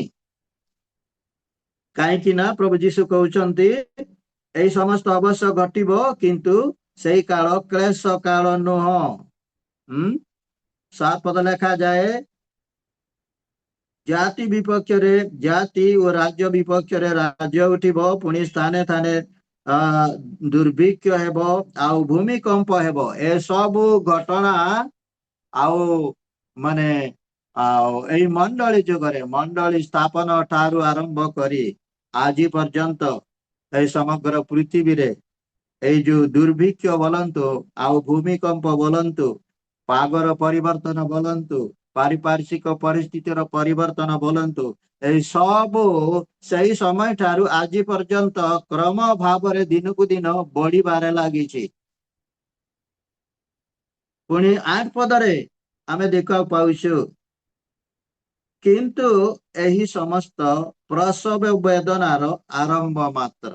ଏଠି ପ୍ରଭୁ ଯୀଶୁ ଖ୍ରୀଷ୍ଟ କଣ କହିବାକୁ ଚାହାନ୍ତି ନା, ଯେପରି ଜଣେ ସ୍ତ୍ରୀ ଲୋକ ସନ୍ତାନ ପ୍ରସବ କରିବା ସମୟରେ ସନ୍ତାନ ପ୍ରସବ କରିବାର ବେଦନାର ଆରମ୍ଭ, ପୁଣି ମଧ୍ୟମ, ପୁଣି ଶେଷ, ମାନେ ପ୍ରସବ ହେଲା ପର୍ଯ୍ୟନ୍ତ ଏହିପରି କେତେକ ପର୍ଯ୍ୟାୟରେ ତାଙ୍କୁ ଗତି କରିବାକୁ ପଡିଥାଏ। ଯେଉଁମାନେ ପ୍ରଥମ କରି ପ୍ରସବ ବେଦନା କରିଥିବେ ସେମାନଙ୍କର ଅନୁଭବ କେମିତି, ଆଉ ତାପରେ ଆଉ ପ୍ରଥମ ଦ୍ୱିତୀୟ ତୃତୀୟ ଏମିତି ସନ୍ତାନ ପ୍ରସବ କଲା ପରେ ସେମାନଙ୍କର ଅନୁଭୂତି ଟିକେ ଭିନ୍ନ ଥାଇପାରେ, ନିଶ୍ଚିତ ଭାବରେ ଭିନ୍ନ ଭାବରେ ରହିବ। କିନ୍ତୁ ଏଠି ପ୍ରଭୁ ଯୀଶୁ ଖ୍ରୀଷ୍ଟ କହୁଛନ୍ତି ଏଇ ଯୋଉ ଏ ସବୁ ସମୟ ବା ଏସବୁ ଚିହ୍ନ ଯେତେବେଳେ ତୁମେ ଦେଖିବ ଯେ ଆଉ ତୁମେ ଜାଣିବ ଯେ ଆଉ ତାହା ପ୍ରସବ କାଳର ବେଦନା ମାତ୍ର। ପ୍ରସବ କାଳ, ସ୍ତ୍ରୀ ଲୋକର ପ୍ରସବ ବେଦନାର ସମୟ ଯେମିତି ସେହିପରି ଭାବରେ ଦିନକୁ ଦିନ ବୃଦ୍ଧି ହେବାରେ ଲାଗିବ। ହଁ ପ୍ରଭୁଙ୍କର ପ୍ରିୟ ଲୋକମାନେ, ଜଗତରେ ଆମେ ଏପରି ଅନେକ କ୍ଲେଶର କଥା ଆମେ ଦେଖିବାକୁ ପାଉଛୁ। ତେବେ ଆଉ ଏଇଠି ଆମେ ସ୍ପଷ୍ଟ ଦେଖିବାକୁ ପାଉଛୁ ଯେ ପ୍ରଭୁ ଯୀଶୁ ଖ୍ରୀଷ୍ଟ ଦୁଇ ପ୍ରକାର କ୍ଲେଶ କାଳର କଥା କହୁଥିବାର ଆମେ ଦେଖିବାକୁ ପାଉଛୁ। ପ୍ରଥମ କ୍ଲେଶ କାଳର କଥା ଯାହାକି 4 ପଦରୁ 9 ପଦ ପର୍ଯ୍ୟନ୍ତ, ଯଦି ଆମେ କହିବା ଏଇଟା 17-20 ପଦ ପର୍ଯ୍ୟନ୍ତ ଗୋଟେ ପ୍ରକାର କ୍ଲେଶ କଥା ଆମେ ଦେଖିବାକୁ ପାଉଛୁ।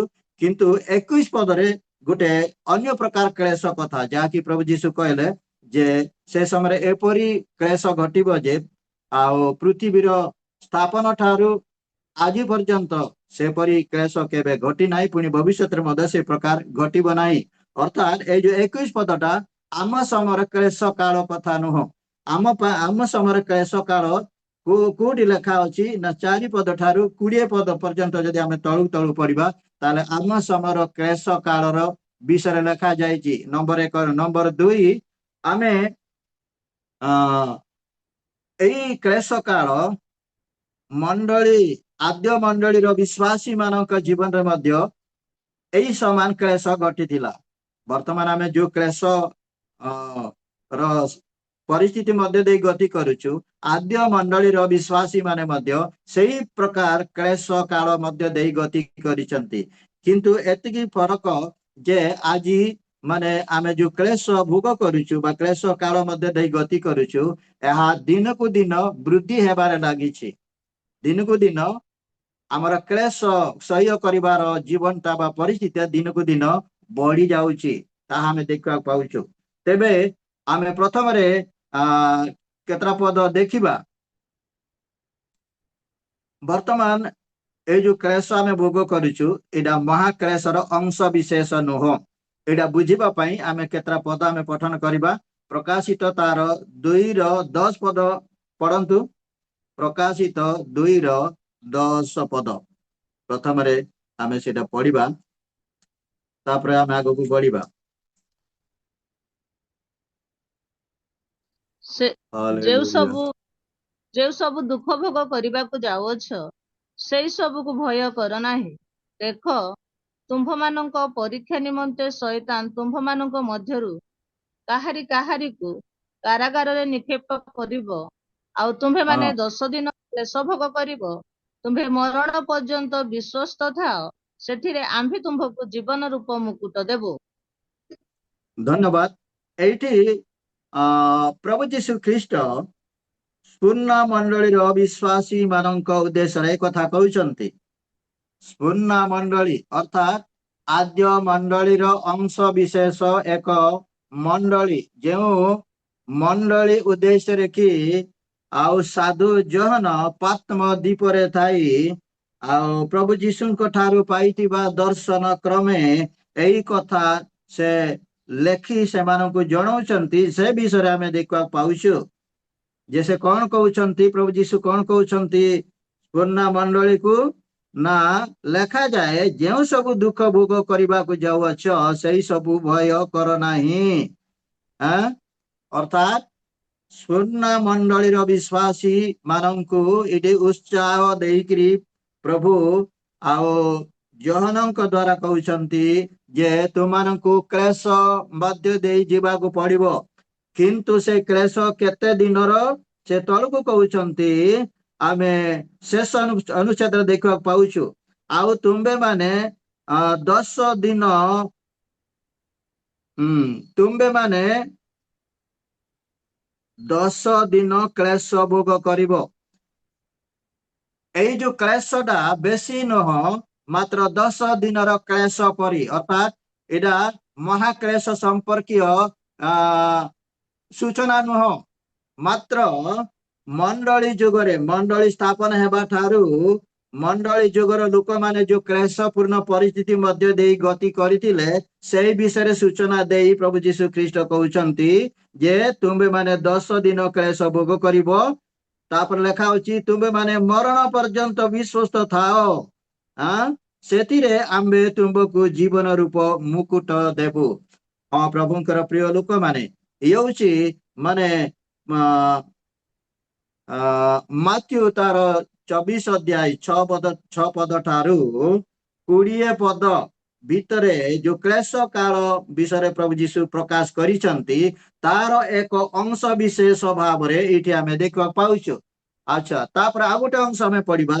3 ଅଧ୍ୟାୟର 10 ପଦ ଟିକେ ପଢନ୍ତୁ। 3 ଅଧ୍ୟାୟ 10 ପଦ। ହାଲେଲୁୟା। ତୁମ୍ଭେ ଆମ୍ଭର ଧୈର୍ଯ୍ୟର ବାକ୍ୟ ରକ୍ଷା କରିଅଛ, ଏହେତୁ ପୃଥିବୀ ନିବାସୀମାନଙ୍କୁ ପରୀକ୍ଷା କରିବା ନିମନ୍ତେ ସମସ୍ତ ଜଗତ ଉପରକୁ ଯେଉଁ ପରୀକ୍ଷା କାଳ ଆସିବ ସେଥିରୁ ଆମ୍ଭେ ମଧ୍ୟ ତୁମ୍ଭକୁ ରକ୍ଷା କରିବୁ। ଏଇଠି ପୁନର୍ବାର ଆମେ ଦେଖିବାକୁ ପାଉଛୁ ଏଇଟା କୋଉ ମଣ୍ଡଳୀ ବିଷୟରେ ଚେତନା ଦେଇକିରି ଉତ୍ସାହ ଦେଇକିରି ପ୍ରଭୁ ଯୀଶୁ ଖ୍ରୀଷ୍ଟ କହୁଛନ୍ତି ଫିଲାଡେଲଫିଆ ମଣ୍ଡଳୀର ବିଶ୍ୱାସୀ ମାନଙ୍କ ଉଦ୍ଦେଶ୍ୟରେ ପ୍ରଭୁ ଯୀଶୁ କହୁଛନ୍ତି ତୁମ୍ଭେ ଆମ୍ଭର ଧୈର୍ଯ୍ୟର ବାକ୍ୟ ରକ୍ଷା କରିଅଛ, ଏହେତୁ ପୃଥିବୀ ନିବାସୀ ମାନଙ୍କୁ ପରୀକ୍ଷା କରିବା ନିମନ୍ତେ ସମସ୍ତ ଜଗତ ଉପରକୁ ଯେଉଁ ପରୀକ୍ଷା କାଳ ଆସିବ ସେଥିରୁ ଆମ୍ଭେ ମଧ୍ୟ ତୁମମାନଙ୍କୁ ରକ୍ଷା କରିବୁ। ଏଇ ଅଂଶ ହଉଛି ଆମମାନଙ୍କର ଆଲୋଚନାର ଏକ କେନ୍ଦ୍ର ବିନ୍ଦୁ ବୋଲି ଆମେ କହିପାରିବା। ଏଇ ଅଂଶରୁ ଆମେ ଦେଖିବାକୁ ପାଉଛୁ ଯେ କ୍ଲେଶ କାଳ ଏବଂ ମହାକ୍ଲେଶ କାଳ ମଧ୍ୟରେ କଣ ଫରକ ରହିଛି ତାର ସୂଚନା ଏଠି ଆମେ ଦେଖିବାକୁ ପାଉଛୁ। କାହିଁକି ନା ଏଠି ପ୍ରଭୁ ଯୀଶୁ କହୁଛନ୍ତି ତୁମ୍ଭେ ଆମର ଧୈର୍ଯ୍ୟର ବାକ୍ୟ ରକ୍ଷା କରିଥିବା ହେତୁ ପୃଥିବୀ ନିବାସୀଙ୍କ ଉପରେ ଯେଉଁ କ୍ଲେଶ କାଳ ଆସିବ ସେଥିରୁ ଆମେ ତମକୁ ରକ୍ଷା କରିବୁ। अर्थात एटा केउ क्लेश कालर समान बोली आमे कहबा मत्थ्यू 24 अध्याय 4 पद बा 6 पद ठारू 19 पद मध्य जो क्लेश काल तार अंश विशेष बार आम देखा पाउछु तापर तलक जो आम देखा पाउछु 10 पदर द्वितीय अनुच्छेद आम देखा पाउछु पृथ्वी निवासी को जो परीक्षा निमंते जो जगत उपर को जो परीक्षा है से आम रक्षा करिबु अर्थात सही क्लेश आउ एई क्लेश रो पार्थक्य विषय प्रभु यीशु कहउछंती अर्थात महाक्लेश समय जो पृथ्वी ऊपर जो आसबो से आम तुमको रक्षा करिबु। हाँ प्रभुंकर प्रिय लोक माने एठी मु कहबार अर्थ कौन माने आमे माने वर्तमान आउ एई परि क्लेश काल मध्य देई गति करूछु को क्लेश काल परि ना एई प्रकाशित 3 अध्याय 10 पदर क्लेश काल मध्य देई आमे गति करूछु। आउ आमे जदि एई फिलाडेल्फिया मंडल विश्वासी मानक परि प्रभुंकर धैर्यर वाक्य जदि आमे रक्षा करिबा तांकर वाक्य जदि आमे पालन करिबा ताहेले पृथ्वी उपरे आसुतिबा महाक्लेश रु आमे रक्षा पाई पारिबा एई कथा एटी आमे देखिबा को पाओ।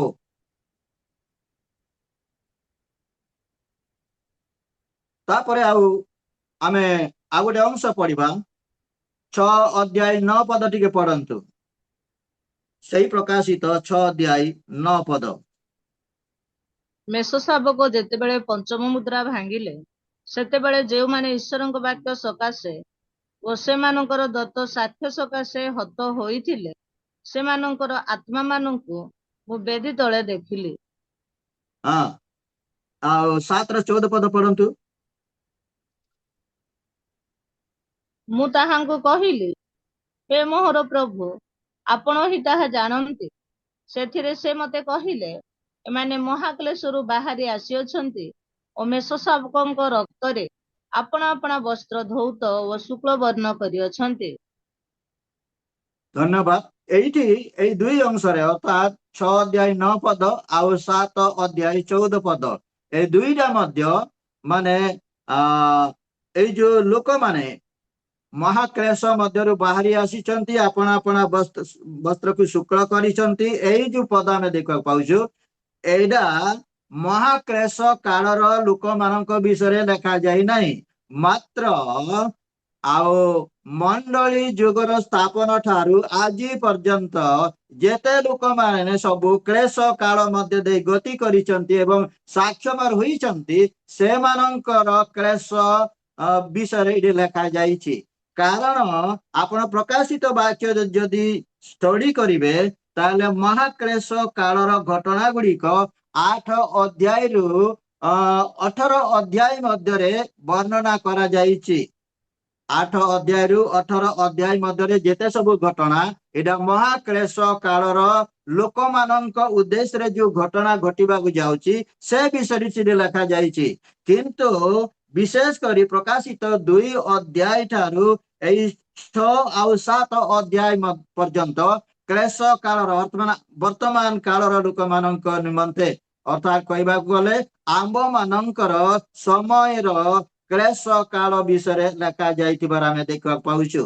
तो एई समय आमे अल्प आलोचना करिबा आद्य कालर विश्वासी मानक प्रति कोन क्लेश घटितिला जेतेबेला आमे प्रेरित तार 7 अध्याय आउ 57 ठारू 59 पद आमे पठन करू सेतेबेले आमे सेठी कार साक्षमर विषय आमे देखा पाउछु स्टीफानकर साक्षमर विषय आमे देखा पाउछु प्रेरित 7 अध्याय 57 आउ 57 रु 59 पद मध्य आउ आद्य मंडली प्रथम साक्षमर अर्थात स्टीफानकर माने मृत्यु विषय आम से देखा पाउछु पुणी जेतेबेले द्वितीय करंती तार 1 अध्याय 8 पद पुणी 4 अध्याय 8 पद आमे पठन करू सेठी प्रेरित पौल सेमानकर सेवा जीवन रे जो सेमानकर जीवन रे जे क्लेश घटितिला से विषय रे आउ से जगह रे उल्लेख करथिबार आमे देखा पाउछु।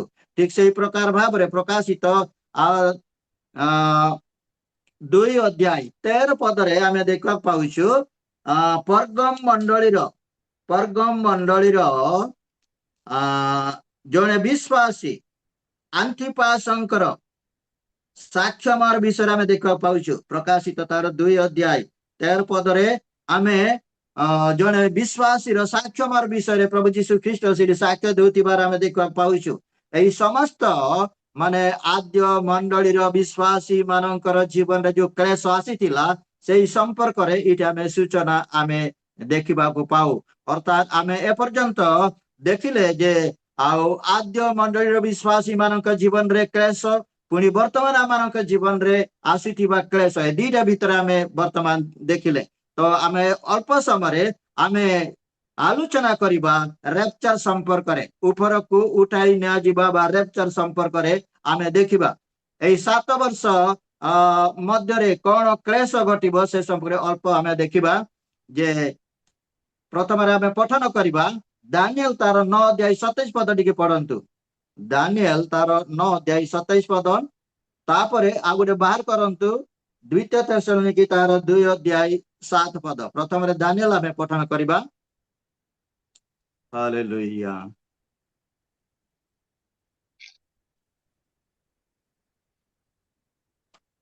ପୁଣି ସେ 1 ସପ୍ତାହ ପର୍ଯ୍ୟନ୍ତ ଅନେକର ସହିତ ଦୃଢ଼ ନିୟମ କରିବ ଓ ସପ୍ତାହର ଅର୍ଦ୍ଧେକ କାଳ ଯଜ୍ଞ ଓ ନୈବେଦ୍ୟର ନିବୃତ୍ତ କରାଇବ।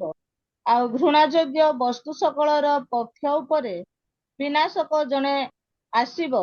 ପୁଣି ନିରୂପିତ ସିଦ୍ଧି ପର୍ଯ୍ୟନ୍ତ ବିନାଶକର ଉପରେ କ୍ରୋଧ ଢଳାଯିବ। ଧନ୍ୟବାଦ। ଏଇଠି ଦାନିଏଲ 9 ଅଧ୍ୟାୟ 27 ପଦ ଆମେ ଦେଖିବାକୁ ପାଉଛୁ 1 ସପ୍ତାହର କ୍ଲେଶ କାଳ। ପୁଣି ଏଇ 1 ସପ୍ତାହ କ୍ଲେଶ କାଳ ମଧ୍ୟରୁ ପ୍ରଥମ 3.5 ବର୍ଷ ର କ୍ଲେଶ କାଳ, ପୁଣି ଦ୍ୱିତୀୟ 3.5 ବର୍ଷର କ୍ଲେଶ କାଳ, এই ପ୍ରକାର ଭାବରେ 2 ପ୍ରକାର କ୍ଲେଶ କାଳ ସମ୍ପର୍କରେ ଆଉ ଦାନିଏଲ ଏଠି ପ୍ରକାଶ କରୁଥିବାର ଆମେ ଦେଖିବାକୁ ପାଉଛୁ। ଏଇଟା କେତେବେଳେ ଘଟିବ ନା ରେପଚର ପୂର୍ବରୁ ପ୍ରଥମ 3.5 ବର୍ଷର କ୍ଲେଶ ସମୟରେ ବିଶ୍ୱାସୀ ମାନେ ଆମେ ମାନେ ରେପଚରରେ ଚାଲିଯିବା। ଆମେ ରେପଚରରେ ଚାଲିଗଲା ପରେ ଯୋଉ 7 ବର୍ଷର ମହାକ୍ଲେଶ କାଳ ମଧ୍ୟରୁ ଦ୍ୱିତୀୟ 3.5 ବର୍ଷର କ୍ଲେଶ କାଳରେ ଆଉ କେଉଁମାନେ ରହିବେ, ଯେଉଁମାନେ କି ରେପଚରରେ ଯାଇପାରିନଥିବେ ସେଇମାନଙ୍କ ବିଷୟରେ ଏଇ ଦାନିଏଲ 9 ଅଧ୍ୟାୟ 27 ପଦରେ ଆମେ ଦେଖିବାକୁ ପାଉଛୁ।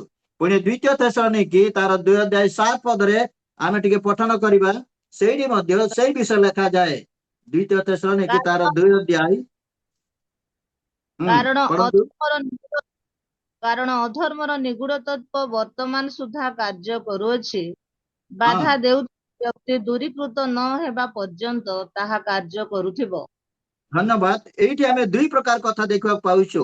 ଅଧର୍ମର ନିଗୁଡ ତତ୍ତ୍ୱ ବର୍ତ୍ତମାନ ସୁଦ୍ଧା କାର୍ଯ୍ୟ କରୁଛି, ଇଏ ହଉଛି ପ୍ରଥମ କଥା। ଦ୍ୱିତୀୟ କଥା, ବାଧା ଦେଉଥିବା ବ୍ୟକ୍ତି ଦୂରୀକୃତ ନ ହେବା ପର୍ଯ୍ୟନ୍ତ। ଏ ବାଧା ଦେବା ବ୍ୟକ୍ତି କିଏ? ଏ ବାଧା ଦେବା ବ୍ୟକ୍ତି ଅନ୍ୟ କେହି ନାହିଁ, ମାତ୍ର ଆଉ ବିଶ୍ୱାସୀ ମାନଙ୍କୁ ଆମ ମାନଙ୍କ ବିଷୟରେ ଲେଖାଯାଏ। ଆମେ ରେପଚରରେ ଚାଲି ନ ଯିବା ପର୍ଯ୍ୟନ୍ତ এই କ୍ଲେଶ ଚାଲିବ। କୋଉ କ୍ଲେଶ ଚାଲିବ ନା ଏଇଟା ମହାକ୍ଲେଶ ନୁହଁ, ମାତ୍ର କ୍ଲେଶ କାଳ ମଧ୍ୟ ଦେଇକି ଆମେ ଯୋଉ ଗତି କରୁଛୁ ସେ କାଳ ବିଷୟରେ ଲେଖାଯାଏ। ମାତ୍ର ଯେତେବେଳେ ଏଇ ଯୋଉ ବାଧା ଦେଉଥିବା ବ୍ୟକ୍ତି ଦୂରୀକୃତ ହେବା କଥା ଯୋଉ ଲେଖାଯାଏ, ଏଇଟା ମଣ୍ଡଳୀର ରେପଚର ବିଷୟରେ ଲେଖାଯାଏ। ୟା ପରେ କଣ ହେବ ନା ଦାନିଏଲ 9 ଅଧ୍ୟାୟ 27 ପଦ ଅନୁସାରେ ଯୋଉ ଦ୍ୱିତୀୟ 3.5 ବର୍ଷରେ ପୃଥିବୀରେ ମହାକ୍ଲେଶ ଘଟିବ, ସେଇ ସମ୍ପର୍କରେ ଏଇ ଦ୍ୱିତୀୟ ତେସଲୋନିକେ ତାର 2 ଅଧ୍ୟାୟ 7 ପଦରେ ଆମେ ଦେଖିବାକୁ ପାଉଛୁ। ତାପରେ ଆଉ କଣ ହବ ଆମେ ଲକ୍ଷ୍ୟ କରିବାର କଥା କଣ, ମାନେ ଜେରୁସାଲେମରେ ତୃତୀୟ ମନ୍ଦିର ନିର୍ମାଣ ହେବାକୁ ଯାଉଥିବାର ଆମେ ଯେତେବେଳେ ଦେଖିବା, ସେଇ ସମୟରେ ଆମେ ଜାଣିବାକୁ ହେବ ଯେ ରେପଚର ଅତି ନିକଟବର୍ତ୍ତୀ ବୋଲି ଆମେ ଜାଣିବାକୁ ହେବ। ଆପଣ ମାନେ ସମସ୍ତେ ଜାଣନ୍ତି ଯେ ବର୍ତ୍ତମାନ ଜେରୁସାଲେମରେ ତୃତୀୟ ମନ୍ଦିର ନିର୍ମାଣ କାର୍ଯ୍ୟ ପାଇଁ ବର୍ତ୍ତମାନ ଆୟୋଜନ ଚାଲିଛି। ତୃତୀୟ ମନ୍ଦିର ଯେତେବେଳେ ନିର୍ମାଣ ହେବ, ନିର୍ମିତ ହୋଇଯାଇଥିବ, ଆମମାନେ ଜାଣିବାକୁ ହେବ ଯେ ରେପ୍ଚର କୌଣସି ମୁହୂର୍ତ୍ତରେ ହେଇଯିବ ବୋଲି ଆମେ ଜାଣିବାକୁ ହେବ। ପ୍ରଥମରେ ଆମେ ଆଉ ଦାନିଏଲ 9:27 ପୁଣି ଦ୍ୱିତୀୟ ତେସଲୋନିକେ 2:7 ଅନୁସାରେ ଆଉ ଦାନିଏଲଙ୍କର 7 ବର୍ଷ ମହାକ୍ଲେଶ ମଧ୍ୟରୁ ପ୍ରଥମ 3.5 ବର୍ଷ ଅପେକ୍ଷାକୃତ କମ କ୍ଲେଶର କଥା, ପୁଣି ଦ୍ୱିତୀୟ 3.5 ବର୍ଷ ପର୍ଯ୍ୟନ୍ତ ଅତ୍ୟଧିକ ବା ମହାକ୍ଲେଶ ସମ୍ପର୍କରେ ଲେଖା ଯାଇଥିବା କଥା ଆମେ ଦେଖିଲେ। ତାପରେ ଆମଙ୍କର ବର୍ତ୍ତମାନ ପ୍ରସ୍ତୁତି କଣ ନା ରେପ୍ଚର ବିଷୟରେ ଯଦି ଆମେ ଭଲ ଭାବରେ ମାନେ ଦୃଷ୍ଟି ରଖିବାର ଅଛି ବୋଇଲେ ଜେରୁସାଲେମରେ ଯେତେବେଳେ ତୃତୀୟ ମନ୍ଦିର ନିର୍ମାଣ କାର୍ଯ୍ୟ ସମାପ୍ତ ହେଇଯାଇଥିବ, ଆମେ ଜାଣିବାକୁ ହେବ ଯେ ପ୍ରଭୁଙ୍କର ଆଗମନ ବା ରେପ୍ଚରର ସମୟ ସନ୍ନିକଟ ବୋଲି ଆମେ ଜାଣିବାକୁ ହେବ। ତ ଏହି ସମୟରେ ଆମେ କେତେଟା ଅଂଶ ପଠନ କରିବା। ପ୍ରଥମ ତେସଲୋନିକେ ତାର 4:16-17 ପଦ ଟିକେ ଆମେ ପଢିବା। କାରଣ ପ୍ରଭୁ ଆପେ ଆଦେଶ ଦେଇ ପ୍ରଧାନ ଦୂତଙ୍କ ସ୍ୱର ଓ ଈଶ୍ୱରଙ୍କ ତୁରୀବାଦ୍ୟ ସହିତ ସ୍ୱର୍ଗରୁ ଅବତରଣ କରିବେ। ସେଥିରେ ଯେଉଁମାନେ ଖ୍ରୀଷ୍ଟଙ୍କର ଥାଇ ମରିଅଛନ୍ତି ସେମାନେ ପ୍ରଥମେ ଉଠିବେ। ପରେ ଆମ୍ଭେମାନେ ଯେତେ ଲୋକ ଜୀବିତ ରହି ଅବଶିଷ୍ଟ ଥିବୁ, ପ୍ରଭୁଙ୍କ ସହିତ ସାକ୍ଷାତ କରିବା ନିମନ୍ତେ ଆମ୍ଭେମାନେ ସେମାନଙ୍କ ସହ ମେଘମାଳରେ ଶୂନ୍ୟମଣ୍ଡଳକୁ ନୀତ ହେବୁ। ଏହି ପ୍ରକାରେ ଆମ୍ଭେମାନେ ସର୍ବଦା ପ୍ରଭୁଙ୍କ ସହିତ ରହିବୁ। ଧନ୍ୟବାଦ। ଏଇଠି ଆମେ ରେପ୍ଚର ସୂଚନା ଆମେ ପାଉଛୁ। ରେପ୍ଚରରେ କେଉଁମାନେ ଯାଇପାରିବେ? ଯେଉଁମାନେ ଖ୍ରୀଷ୍ଟ ଯୀଶୁଙ୍କ ଠାରେ ଥାଇ ମୃତ୍ୟୁ ଭୋଗ କରିଛନ୍ତି, ପ୍ରଥମରେ ସେମାନେ ପୁନରୁତ୍ଥିତ ହେବେ। ପୁନରୁତ୍ଥାନ ସେମାନଙ୍କର ପ୍ରଥମ ହେବ। କିନ୍ତୁ ସର୍ତ୍ତ କଣ? ଖ୍ରୀଷ୍ଟ ଯୀଶୁଙ୍କ ଠାରେ ଥାଇ ଯେଉଁମାନେ ମରିଛନ୍ତି। ନମ୍ବର 1। ନମ୍ବର 2, ଯେଉଁମାନେ ଯଦି ବର୍ତ୍ତମାନ ମାନେ ରେପ୍ଚର ହେବାକୁ ଯାଉଛି, ତାହେଲେ ଆମମାନଙ୍କର ପ୍ରସ୍ତୁତି କଣ?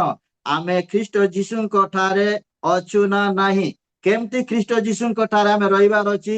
ଯୋହନ ଲିଖିତ ସୁସମାଚାର ତାର 15:4-5 ପଦରେ ଆମେ ଦେଖିବାକୁ ପାଉଛୁ। ପ୍ରଭୁ ଯୀଶୁ ଖ୍ରୀଷ୍ଟ ସେଠି କହୁଛନ୍ତି ଯେ ଆଉ ଖ୍ରୀଷ୍ଟ ଯୀଶୁଙ୍କ ଠାରେ ରହିବାର ଅର୍ଥ ବିଷୟରେ ସେଠି ଉଲ୍ଲେଖ ଥିବାର ଆମେ ଦେଖିବାକୁ ପାଉଛୁ। ପୁଣି ପ୍ରକାଶିତ ତାର 3:5 ପଦ ଆମେ ପଠନ କଲା ବେଳେ ଆମେ ଦେଖିବାକୁ ପାଉଛୁ ଯେ ଯେଉଁମାନଙ୍କର ନାମ ମେଷ ଶାବକଙ୍କର ଜୀବନ ପୁସ୍ତକରେ ଲେଖା ଥିବ, ସେମାନେ ରେପ୍ଚରରେ ଯାଇପାରିବେ ବୋଲି ପ୍ରକାଶିତ 3:5 ପଦରେ ଆମେ ଦେଖିବାକୁ ପାଉଛୁ। ପୁଣି ସେଇ କଥା 7:14 ପଦରେ, ପୁଣି ଲୋକ ତାର 21:36 ପଦରେ ମଧ୍ୟ କେଉଁମାନେ ରେପ୍ଚରରେ ଯାଇପାରିବେ ସେ ସମ୍ପର୍କରେ ସେଇଠି ଆମେ ସୂଚନା ପାଉଛୁ। ଆମେ ଶେଷ ଇଏକୁ ଯିବା। ରେପ୍ଚର ପରେ ଉଦ୍ଧାରର ସୁଯୋଗ ଅଛି କି ନାହିଁ ସେ ସମ୍ପର୍କରେ ଆମେ ଆଲୋଚନା କରିବା। ଏଇଟାକୁ ଆଲୋଚନା କରିବାକୁ ହେଲେ ଆମମାନଙ୍କୁ ଯିବାକୁ ହେବ ପ୍ରକାଶିତ 11:3 ପଦ। ପ୍ରକାଶିତ ତାର 11:3 ପଦ। ଆଉ ଆମ୍ଭର 2 ସାକ୍ଷୀଙ୍କୁ କ୍ଷମତା ଦେବୁ ଯେ ସେମାନେ ଚଟ ପରିଧାନ କରି 1,260 ଦିନ ପର୍ଯ୍ୟନ୍ତ ଭାବବାଣୀ କହିବେ। ଏଇଠି ଆମେ ଦେଖିବାକୁ ପାଉଛୁ କ୍ଲେଶ କାଳରେ ମଧ୍ୟ ପ୍ରଚାର ଚାଲିବ। ମହାକ୍ଲେଶ କାଳରେ ମଧ୍ୟ ପ୍ରଚାର ଚାଲିବ। ପରମେଶ୍ୱରଙ୍କର ଅନୁଗ୍ରହ, ପରମେଶ୍ୱରଙ୍କର ଦୟା ଜଗତବାସୀଙ୍କ ପ୍ରତି ତାର ସୂଚନା ଏଠି ଆମେ ଦେଖିବାକୁ ପାଉଛୁ। ପ୍ରଭୁ କହୁନାହାନ୍ତି ଯେ ତୁମେ ତ ବାକ୍ୟ ଶୁଣିଲ ନାହିଁ, ତୁମେ ବାକ୍ୟ ପାଳନ କଲ ନାହିଁ, ରେପ୍ଚରରେ ଯାଇପାରିଲ ନାହିଁ, ଏଥିପାଇଁ ତୁମେ ଯାହା ହଉଛ ତୁମେ ମରିଯାଅ ନହେଲେ କଣ, ସେ କଥା ପ୍ରଭୁ କହୁନାହାନ୍ତି। ମାତ୍ର ରେପ୍ଚରରେ ମଣ୍ଡଳୀ ଚାଲିଗଲା ପରେ ଯୋଉ ଦ୍ୱିତୀୟ 3.5 ବର୍ଷ ମହାକ୍ଲେଶ ପୃଥିବୀରେ ଚାଲିଥିବ, ସେହି ସମୟରେ 2 ଜଣ ସାକ୍ଷୀଙ୍କ ଦ୍ୱାରା ପ୍ରଚାର କାର୍ଯ୍ୟ କରାଯିବ। ମାତ୍ର ସେ ପ୍ରଚାର ସୁସମାଚାର ପ୍ରଚାର ନୁହଁ, ମାତ୍ର କଣ ଭାବବାଣୀର ପ୍ରଚାର ଚାଲିବ। ଯେମିତି କି ପ୍ରଭୁ ଯୀଶୁଙ୍କର ଆଗମନ ପୂର୍ବରୁ ଯୋଉ ପ୍ରଚାର କରାଯାଇଥିଲା, ଭାବବାଣୀ ସମ୍ପର୍କୀୟ ପ୍ରଚାର କରାଯାଇଥିଲା। ଆଉ ଠିକ ସେହିପରି ଭାବରେ ରେପ୍ଚର ପରେ जो प्रचार चलिबो सेटा सुसमाचार संपर्कीय प्रचार नुह मात्र भाववाणी संपर्कीय प्रचार चलिबो आउ सेटा विशेष करी के माने प्रचार करिवे ए दुई जन साक्षी प्रचार करिवे पुणी प्रकाशित 7 अध्याय रे आ प्रकाशित 7 अध्याय रे जो 1,44,000 लोक मान अछंती सेमानंक द्वारा प्रचार चलिबो किंतु भाववाणी प्रचार संपर्कीय चलिबो शेष आम देखा जे से केउ माने केमिति रक्षा पाइबे आमे सही प्रकाशित 11 अध्याय 13 पद देखंतु हालेलुया ସେହି 11 ସମୟରେ अध्याय ମହାଭୂମିକମ୍ପ ହେଲା ଓ ନଗରୀର ଦଶମାଂଶ ଭୂମିସାତ ହେଲା। ପୁଣି हाँ ଭୂମିକମ୍ପରେ 7,000 ଲୋକ ନିହତ ହେଲେ ଏବଂ ଅବଶିଷ୍ଟ ଲୋକ ମୃତ ହୋଇ ସ୍ୱର୍ଗସ୍ଥ ଈଶ୍ୱରଙ୍କ ମହିମା କୀର୍ତ୍ତନ କଲେ। हालेलुया एठी आमे देखा पाउछु एई जो 11 अध्याय 3 पदरे दुई जन साक्षींकर प्रचार भाववाणी प्रचार रो रिजल्ट आमे देखा पाउछु से रिजल्ट रो कोन हला ना आओ देखा पाउछु महाभूमिकंप हेबा एवं सेथिरे 7,000 लोक मरि जाइतवा कथा पुणी लेखा जाए अवशिष्ट लोक भीत हुई स्वर्गस्थ ईश्वरंकर महिमा कीर्तन करतिबार कथा अर्थात एमाने के माने जो मानकर नाम जीवन पुस्तक रे लेखा जाइथिबो किंतु से माने रेप्चर रे जाई पारि नथिबे सेही परि लोक मानकर मुक्ति बा उद्धार संपर्क रे आमे देखिबा को पाउछु जदि आपण सेही प्रकाशित 20 अध्याय 12 पद पठन करिवे ताले सेहीठी आउ जीवन पुस्तक रे लेखा जाई थिबा एवं सेमानकर विचार संपर्क रे सिटी उल्लेख थिबार आमे देखिबा पाउछु अर्थात प्रभुंकर प्रिय लोक माने एई दुईटी अंश रे विशेष करी आमे देखा पाउछु जे रेप्चर परे मध्य उद्धार रो रास्ता रहिछि मुक्ति पाइबार सुযোଗ प्रभु रखिछंती किंतु तार अर्थ नुहे जे आमे जेमते उद्धार पाइबा हमर नाम तो जीवन पुस्तक लेखा जाइछि आमे एबे न गले भी सेते बेले क्लेश काल परे मध्य जीवा एडा आमे भाबिबा नाही कारण माथ्यू 24 रे 21 रे आमे देखा पाउछु जे से क्लेशडा एमिति क्लेश हेबो जे मरु मरु बंचिबाटा हां प्रभुंकर प्रिय लोक माने मरु मरु बंचिबा कहीं प्रभु जीशु से कहते से समय एपरी महाक्लेश घटब जे जगत आरंभ रु कि भविष्य केबे क्लेश घटब नाही मात्र तलकू 22 पद लेखा जाए मात्र आउ मनोनीत लोक मान सकाशे क्लेश कम करा जीवो बोली लेखा जाए ए मनोनीत लोक माने किए 11 अध्याय 13 पद एवं 20 अध्याय 12 पद रे जो आमे देखा पाउछु से माने मनोनीत लोक माने किंतु से माने बेपरवा हेइतिबा हेतु से माने आउ रेप्चर रे जाई न पारी महाक्लेश रही जाइथिबे से मानक विषय रे लेखा थिबार आमे देखवा पाउछु हां प्रभुंकर प्रिय लोक माने एई प्रकार भाव रे महाक्लेश एवं महाक्लेश रे महाक्लेश पर रेप्चर पुणे रेप्चर पर उद्धार रो निमंते परमेश्वरंकर योजना संपर्क रे आमे एतेबेले संक्षिप्त भाव रे आलोचना करिछु ए आलोचना रे प्रभु आम प्रत्येकंकु आशीर्वाद करंतु आउ आजिर वाक्य में एठारे ए समय समाप्त करिछि आमेन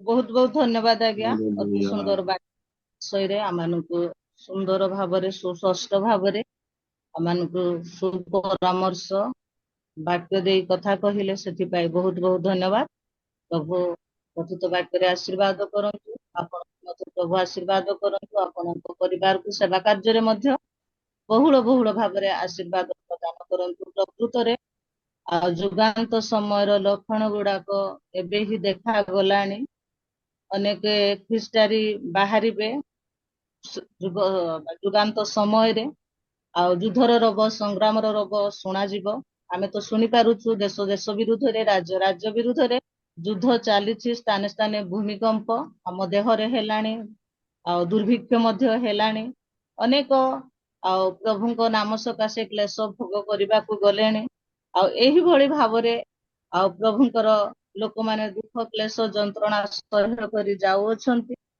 जो माने ख्रीष्टन कथारे रही मरी अछंती से माने प्रथम रे उठिबे एवं ପ୍ରଭୁଙ୍କୁ ଦର୍ଶନ କରିବେ ଏପରି ଗୋଟିଏ ସମୟ ଆସୁଅଛି।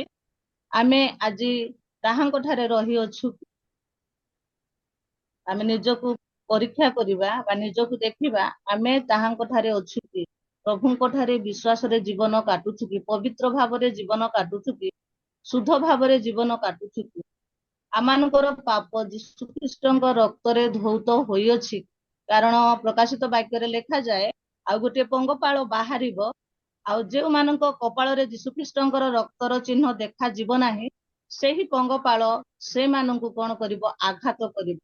5 ମାସ ପର୍ଯ୍ୟନ୍ତ ସେମାନେ କ୍ଲେଶ ଭୋଗ କରିବେ, ଆଉ ମରିବା ପାଇଁ ଚେଷ୍ଟା କରିବେ, କିନ୍ତୁ ମରିବେ ନାହିଁ। ଏହିଭଳି କ୍ଲେଶ ସମୟ ଆସୁଅଛି। ଯେଉଁମାନେ କି ତାଙ୍କ ରକ୍ତରେ କୃତ, ଯେଉଁମାନେ ତାହାଙ୍କ ରକ୍ତରେ ଆଉ ମୁଦ୍ରାଙ୍କ କରାଯାଇଛି, ଯାହାଙ୍କ ନାମ କି ଜୀବନ ପୁସ୍ତକରେ ଲେଖାଯାଇଛି, ସେମାନଙ୍କୁ ସେ ପଙ୍ଗପାଳ ମାନେ ଆଉ କଣ କରିବେ ନାହିଁ? ଆଘାତ କରିବେ ନାହିଁ। କିନ୍ତୁ ଯେଉଁମାନେ କି ଅଶୁଚି, ଅପବିତ୍ର, ଆଜି ପର୍ଯ୍ୟନ୍ତ ପ୍ରଭୁଙ୍କର ନିକଟବର୍ତ୍ତୀ ହୋଇନାହାନ୍ତି, ସେମାନଙ୍କୁ ସେମାନେ କଣ କରିବେ? ଆଘାତ କରିବେ। ତେଣୁ ପ୍ରିୟ ବନ୍ଧୁଗଣ, ମହାକ୍ଲେଶର ସମୟ ଆସୁଅଛି। ଭୟଙ୍କର ଭୟଙ୍କର ବାକ୍ୟ ଗୁଡାକ ଲେଖାଯାଇଛି। ପ୍ରଭୁଙ୍କର ଦାସ ଆଜି ଆମମାନଙ୍କୁ ସେ କଥା କହୁଥିଲେ। କାରଣ ଶେଷ ସମୟରେ କଣ? ଆଉ ସୂର୍ଯ୍ୟ ଅନ୍ଧକାର ହେବ, ଚନ୍ଦ୍ର ଆଲୋକ ଦେବ ନାହିଁ, ନକ୍ଷତ୍ର ସବୁ ଝଡି ପଡିବ। ଏମନ୍ତ ସମୟ ଆସୁଅଛି। ସେଇ ସମୟ ଆସିବା ପୂର୍ବରୁ ଆମେ ପ୍ରଭୁଙ୍କୁ ଜାଣିବା, ପ୍ରଭୁଙ୍କୁ ଚିହ୍ନିବା, ପ୍ରଭୁଙ୍କୁ ପରିତ୍ରାଣ କର୍ତ୍ତା ରୂପେ ଗ୍ରହଣ କରିବା, ତାହେଲେ ନିଶ୍ଚୟ ଆମେ ତାହାଙ୍କ ରାଜ୍ୟର ଅଧିକାରୀ ହେବା। ଆମେ ଯଦି ବାହିକ ସେବା, ସାଂସାରିକ ସେବା, ଲୋକ ଦେଖାଣିଆ ସେବା ଯଦି କରିବା, ତାହେଲେ କେବେ ବି ଆମେ ତାହାଙ୍କ ରାଜ୍ୟର ଅଧିକାରୀ ହୋଇପାରିବା ନାହିଁ। ତେଣୁ ଆସୁ, ଦୁଃସମୟ, ଯୁଗାନ୍ତ ସମୟ, ଶେଷ ସମୟ ଆସିଗଲାଣି।